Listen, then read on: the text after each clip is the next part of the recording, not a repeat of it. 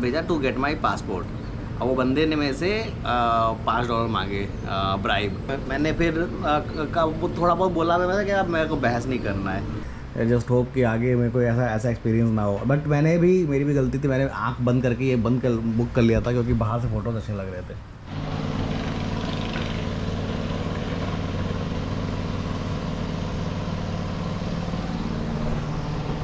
Hello, good morning.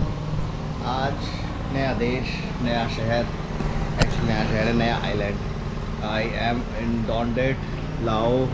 और इस जगह को बोलते हैं 4000 islands in the local language या वॉट एवर। और मैं जहाँ पे हूँ इस जगह का नाम है डॉन्डेट। ये वन ऑफ द 2 और 3 इनहेबिटेड आइलैंड्स में से एक है। इसके अलावा यहाँ पे बाकी सारे खाली आइलैंड्स हैं जहाँ का टूर होता है, जहाँ पे वाटरफॉल्स है, काफ़ी नेचुरल टाइप का सेटअप है। मैंने डॉन्डेट के लिए इसलिए बुक करा था क्योंकि मेरे को लाओ का बिल्कुल आइडिया नहीं था। इस जगह के बारे में इंफॉर्मेशन बहुत ही लो है। अब मैं आपको बता देता हूँ कि कल मेरा इमिग्रेशन कैसे हुआ। सो पहले तो सारा ट्रैवल्स ने मुझे अपने एक ऑफिस में ले गए थे। It was at the border town. And वहाँ पे क्या हुआ कि इन लोगों ने बोला कि लाओ में जहाँ हम जा रहे हैं डॉन्डेट से, there is no currency exchange because obviously it is in middle of nowhere. But जिस जगह पर हमें बोर्ड चेंज करनी थी वहाँ पे देखा, वहाँ पता चला कि there is a currency exchange and it was giving way better rate than what सारा ट्रैवल्स ऑफर्ड। बेसिकली सारा ट्रैवल्स 20 का रेट दे रहा था और उस जगह पे 21 का चल रहा था। बट मैंने 20 का करवा लिया था। इन्होंने $5 का कमीशन लिया था मेरे से।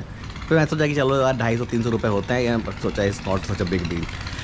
और लाओ आने के लिए we had to change 3 mini buses.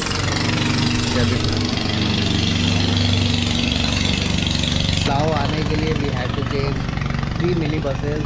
और वहाँ से फिर लास्ट में ऐसे ही एक बोट में बिठा करके हमें इस आइलैंड पे लेके आए हैं।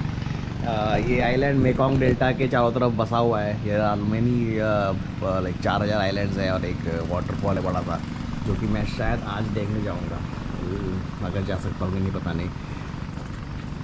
यहाँ आकर के आने के पहले मैंने एक होटल तो बुक करा था। इस जगह का नाम है the boat house. Now this is a $10 room, जो कि which is totally not worth it. और मैंने सुना है कि यहाँ पे almost everything is distributive only. Basically वो उनका किचन है that got close at around 7:30। तो मैंने रात को कुछ नहीं खाया, मेरे पास एक पैकेट चिप्स था, वो मैंने खाया एंड दैट्स इट। सो मेरे को यहाँ आके आई फील कि 2 बार मेरे साथ चीटिंग हो गया है।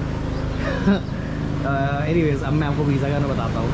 तो वीज़ा प्रोसेस काफ़ी सिंपल है। You go over there if you are from India, तो वीज़ा प्रोसेस काफ़ी सिंपल है। If you are travelling from India, of course आपको थोड़ा ज़्यादा सवालों के जवाब देने पड़ेंगे। और मैं सोचा कहाँ जा रहे हो, कैसे जाना है, डॉन्डेट के बाद कहाँ जाओगे, वहाँ से तुम्हारा ट्रैवल प्लान क्या है, वगैरह वगैरह। लास्ट में उन्होंने मुझे दूसरे काउंटर भेजा टू गेट माई पासपोर्ट। और वो बंदे ने मेरे से $5 मांगे ब्राइब। मैंने फिर वो थोड़ा बहुत बोला मैंने कि अब मेरे को बहस नहीं करना है। तो लाओ आने के पहले मेरे $15 सिर्फ करेंसी एक्सचेंज, ब्राइब्स और एक्स्ट्रा कहीं पर कुछ देने के चक्कर में चले गए, जो कि जिससे मेरा कोई फ़ायदा हुआ नहीं है। It's just like a useless thing. So मेरा कमिंग टू लाओ, मेरे पीछे जो लोग थे उनको वो $5 भी नहीं देने पड़े। उन्होंने $2, $3 में ही अपना काम चलाया। बट दे वर वाइट, उनका डिपोर्ट होने का खतरा बहुत कम था, मेरा डिपोर्ट होने का खतरा ज़्यादा था। मैंने सुना है कि इंडियंस को वापस कंबोडिया भेज देते हैं, विच इज़ जो मेरे को थोड़ा सा वो करता है। इतनी देर 7-8 घंटे ट्रैवल करके you come to Laos and then end up getting deported. दूसरी चीज़ ये है कि इस जगह से अगर आप बॉर्डर क्रॉस कर रहे हैं तो you can not apply for E visa. When you are coming from Laos you can not apply for E visa. Basically अगर आप कंबोडिया लाओ का बॉर्डर क्रॉस कर रहे हैं तो and if you apply for E visa you will find out कि वो जो ई वीज़ा है is not valid for this part of this border. उसके अलावा it's valid for all the other land border crossings, जो कि Thailand से है, चाइना से है। I don't know why this border is not included. So वो मेरे $40 वहाँ वेस्ट हो गए। पहले एडवांस में, और उसके बाद फिर $40 मेरे को यहाँ पे देना पड़ा एज अ वीज़ा फी। सो या I am not really liking the vibe of लाओ टिल नाउ, ऑल्दो थोड़ा सा लेड बैक चिल्ड है, थोड़ा थोड़ा बैकवर्ड है, थोड़ा प्रिमिटिव टाइप का है। It's I think way towns की तरफ जाऊँगा तो शायद it becomes better. So let's see. तो यही है मेरा $10 का रूम, जिसमें बेसिक फैसिलिटीज़ है, एसी भी नहीं है। फिर इससे ज़्यादा अच्छा रूम मेरे को $5 में मेरे को वहाँ पे मिला था, कंबोडिया में मिल रहा था।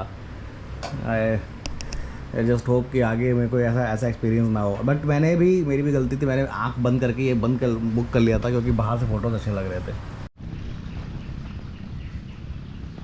तो basically this is the place where I was staying. मैं इस जगह को आज चेंज कर रहा हूँ, because paying $10 for this was not worth it. It's just a little bit of scamming. Drop me to boat. What? Market. No, market. Yes, market. Can I sit? No. Tonight. Okay.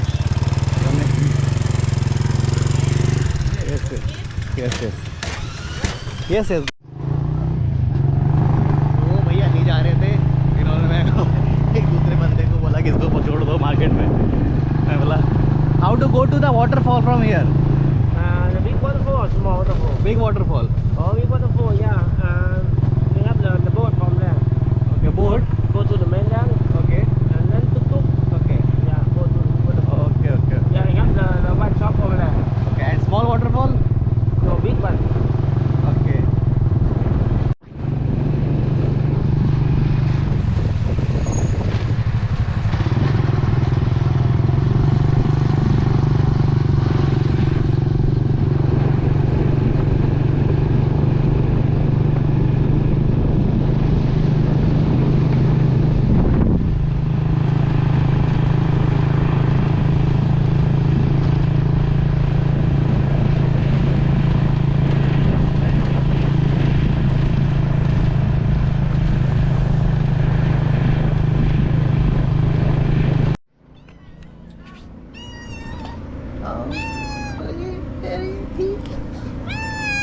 क्या हो गया?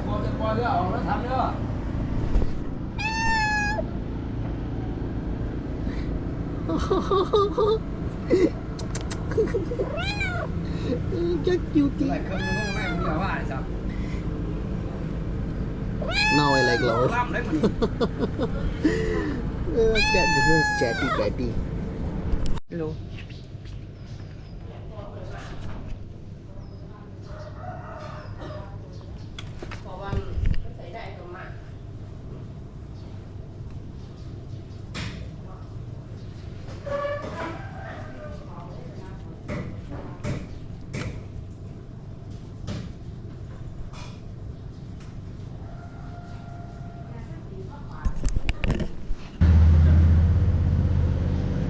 मेरा first breakfast लाओ में, मैंने ज़्यादा risk लेने सोचा नहीं।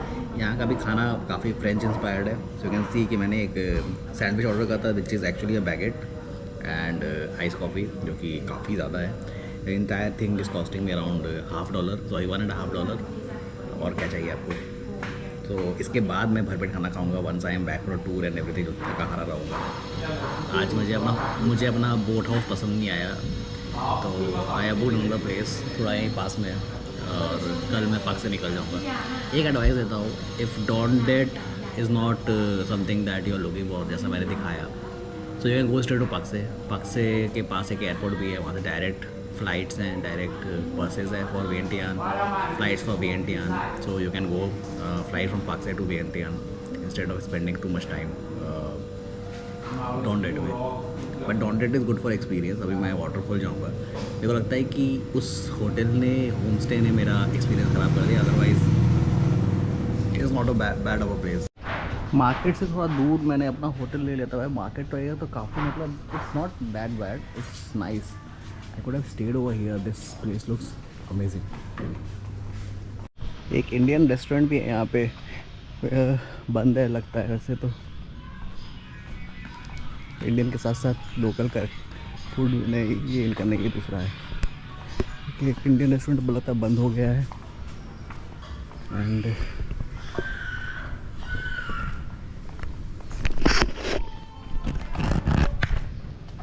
मैं बताता हूँ, don't it you are coming, make sure कि आप इतना मेक श्योर कि बुकिंग समथिंग तो उसका डिस्टेंस कहो ये कर ले। इसके पास में मैं आपको एक दो होटल्स के नाम डाल दूँगा जो कि that are also $10 and not that far. मेरा होटल तो बहुत ज़्यादा दूर है और मैंने अभी एक हड़बड़ाहट में आकर के आई बुकड अनदर प्लेस जो कि अब लगता है कि मेरे $10 और बर्बाद हो जाएगा।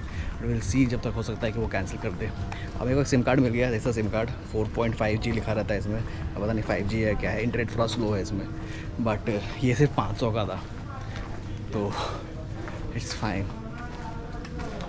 हसन रेस्टोरेंट, ईट हियर और we will both stair, okay. हलाल Indian food, pure vegetarian, non vegetarian. Dosa मिलता है यहाँ पे। हेलो,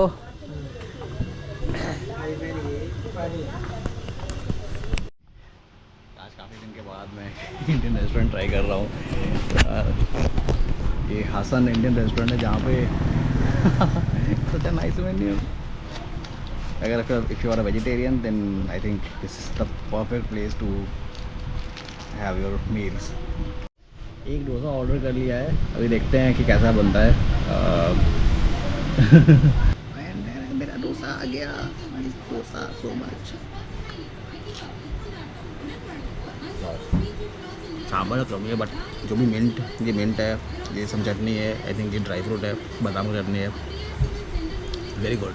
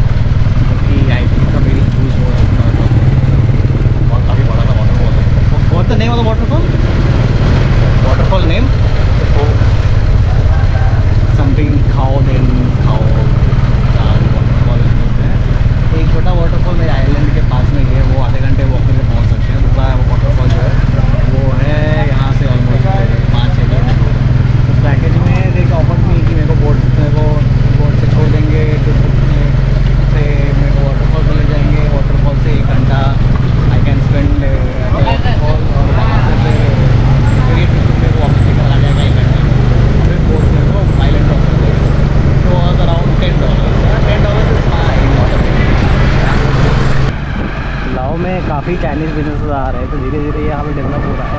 पहले डॉलर का वैल्यू 25,000 के आसपास था, आजकल 21,000 चल रहा है। मे बी ATM से VNTN जाके मैं ATM से पैसे निकालूंगा तो शायद थोड़ा और अच्छा रेट में जाएगा, but right now it's 21,000 because of China का यहाँ पे काफ़ी सारा बिजनेस और इंटरेस्ट है। Go to the Chinese borders, वहाँ पे यू विल सी कि काफ़ी ज़्यादा लोग हो गया, काफ़ी ज़्यादा मतलब देख के लगता नहीं है कि वो लाओ का ही पार्ट है। मैंने सुना है कि वियतनाम और वांगडिंग जैसी जगहों पे भी सिमिलर काइंड ऑफ सेटअप है। तो कंबोडिया का बॉर्डर के पास है और ये मेनली अभी टूरिस्टी टाउन से डेवलप नहीं हुआ है, तो यहाँ पे ऐसा कुछ दिख नहीं रहा है, बट उन जगहों पे ऐसा मैंने सुना है। अभी तक एक्सपीरियंस हैज़ बीन सो यहाँ का टुक थोड़ा अलग है। रोड्स यहाँ पे कंबोडिया से नहीं है, बट फिर भी मतलब इतने खड्डे नहीं है तो मतलब चल जा रहा है, काम चल जा रहा है। ये नाकासांग एरिया है। नाकासांग इज द प्लेस जहाँ पे आप अगर कंबोडिया से कहीं से भी अगर 4000 आइलैंड्स के लिए आओगे तो आपको यहीं पे आपका बस उतारेगा, वहाँ से आपको बोट लेना पड़ता है। तो नाकासांग इज़ नॉट मतलब छोटा सा गाँव जैसा ही है, मतलब किसी भी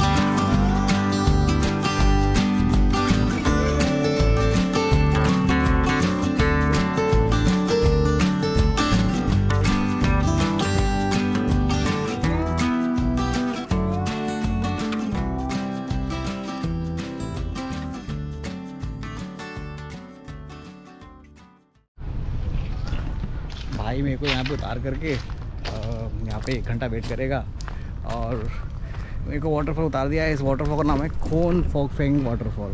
खोन फोफेंग वाटरफॉल। अच्छा एंट्रेंस वगैरह बनाया हुआ है। लगाओ धीरे धीरे चेंज हो रहा है, अपग्रेड हो रहा है। अगर रेस्टोरेंट, कैफ़े, स्टोर सब कुछ है।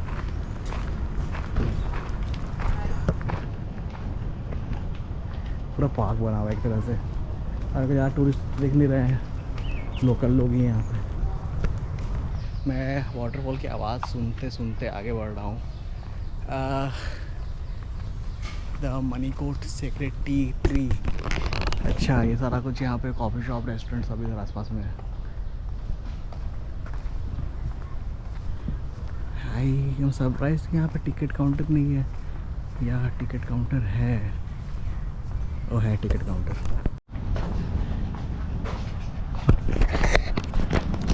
जिस हिसाब से जगह पॉपुलर है उस हिसाब से तो यहाँ पे भीड़ दिख नहीं रही है।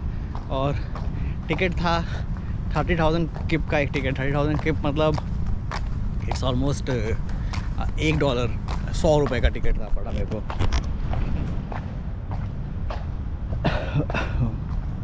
पता नहीं मैं अकेला यहाँ क्या करूँगा, पर ठीक है, ज़्यादा खर्चा नहीं हुआ यहाँ पे आने में। 100 रुपये का खर्च हुआ और $10 के आसपास मेरे को पूरा का पूरा टूर पड़ा है। खोन फोफेंग वाटरफॉल जो है ये दुनिया का वाइडेस्ट वाटरफॉल है। ये तो मेरे को रियलाइज़ ही नहीं हुआ। इससे ज़्यादा इसके बाद नायग्रा फॉल्स है which is 792 metre wide. Height में कम है। हाइट में मेरे ख्याल से वर्जीनिया फॉल्स नहीं, एंजल फॉल्स है 979 मीटर्स। और इससे ज़्यादा हाइट विड्थ में है Iguazu Falls somewhere in South America. Niagara Falls 792 metres obviously. Victoria Falls somewhere in Africa, Zambia and Zimbabwe 1708। ये मेरा नेक्स्ट डेस्टिनेशन हो सकता है, Zambia and Zimbabwe. And wow, I didn't realise this. Nice. यहाँ पे एक टेंपल भी है, मनीकोथे टेंपल। मनीकोथ कोई पेड़ भी होता है यहाँ पे जो कि जो लोग सेक्रेड मानते हैं। सो उसी का टेंपल है ये। अभी शायद 2 दिन पहले यहाँ कोई फेस्टिवल भी हुआ, इसलिए नए नए झंडे लगे हुए हैं हर जगह। Can you here the sound of the waterfall. I don't no मेरे को चप्पल पहनना चाहिए यहाँ पे या चप्पल उतारना है कहीं पे।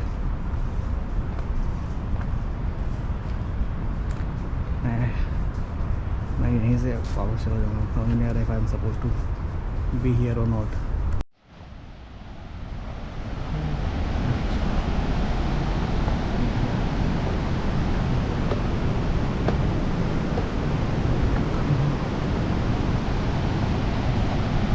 बेसिकली यही है वो waterfall, Khon Phapheng waterfall. I think इस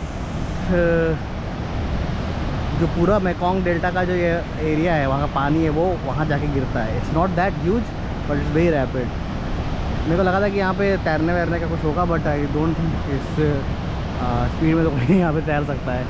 एक छोटा वाटरफॉल हमारे हॉस्टल वाले एरिया में भी है, वो मैं कल जाने की कोशिश करूँगा।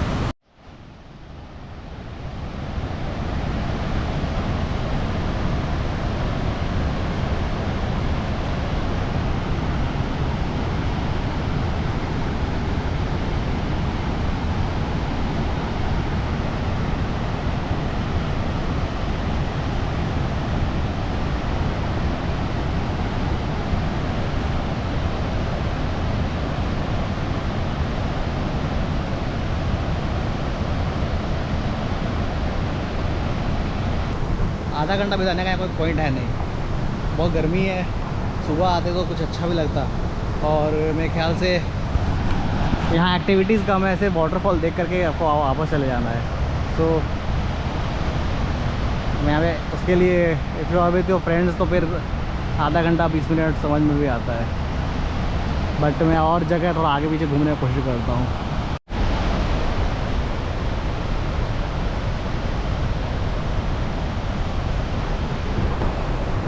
अच्छा खासा वॉकिंग स्पेस है यहाँ पे, मतलब वो तो आगे जाके भी यही वाटरफॉल और क्लियरली दिखने लगेगा। अगर यहाँ पे अगर किसी के पास ड्रोन है तो उसको बहुत अच्छे शॉट्स मिलेंगे इंस्टाग्राम के लिए, यूट्यूब के लिए। मेरे पास नहीं है, अदरवाइज़ मैं एक ड्रोन शॉट जरूर लेता यहाँ पे। तो बट टू बी ऑनेस्ट, मैंने अभी तक साउथ ईस्ट एशिया में जितने वाटरफॉल्स देखे, बाली में हो गया, और कहाँ देखा है भाई, हाँ बाली में ही वाटरफॉल्स देखे, उसके कंपैरिजन में ये तो मतलब कुछ अलग ही है। बाली के waterfalls are nothing in front of this.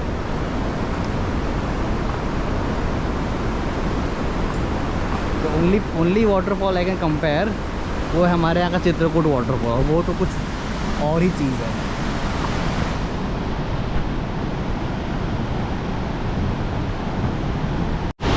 अब देखो भाई यहाँ से व्यू, भाई साहब ये लगता है कि यार यहाँ पे मतलब नॉट लाइक टिपिकल वाटरफॉल की बहुत ऊपर से पानी जा रहा है, बट भाई the rapids are just amazing. यहाँ पे एक्चुअली लोग वो कर सकते हैं, राफ्टिंग कर सकते हैं अगर कुब्बत है तो।